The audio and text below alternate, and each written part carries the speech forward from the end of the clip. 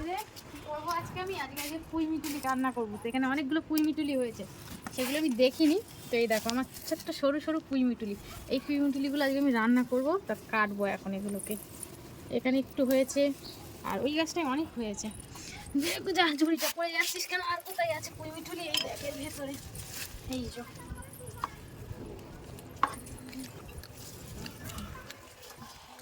আর এর ছোট্ট গাছে দেখো একটা নীলকণ্ঠ আছে, নীলকণ্ঠ।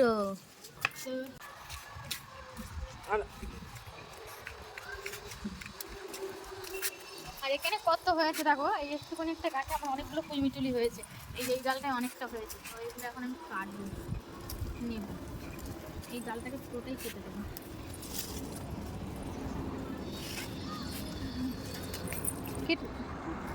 কি সুন্দর হয়েছে দেখো।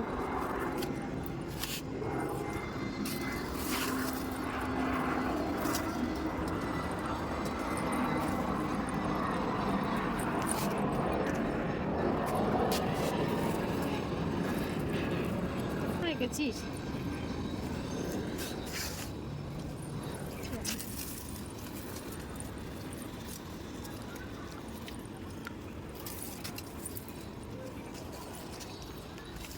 আমি পুঁই মিটুলিও নিলাম, আর গাছের শাকও নিয়ে নিয়েছি।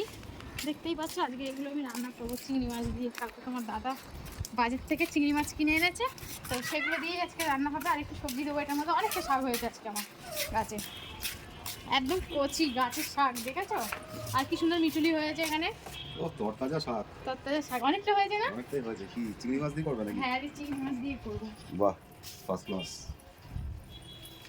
একটু কুমড়ো দেবো, একটু সিম দেবো, দিয়ে রান্না করব। তো দেখো আজকে আমার গাছের সবজি এগুলো, আর এই সবজিগুলো দিয়ে রান্না করবো।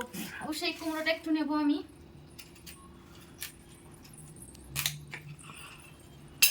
কে কে খাবে চলে আসো, আমি একটু সবজিও বার করে রেখে দিই। আরে বাস, এই যে কটা সিম দিয়ে আজকে একটা তরকারি হবে চিংড়ি মাছ দিয়ে। তো তোমরা যারা যারা খাবে ঝটপট চলে এসো।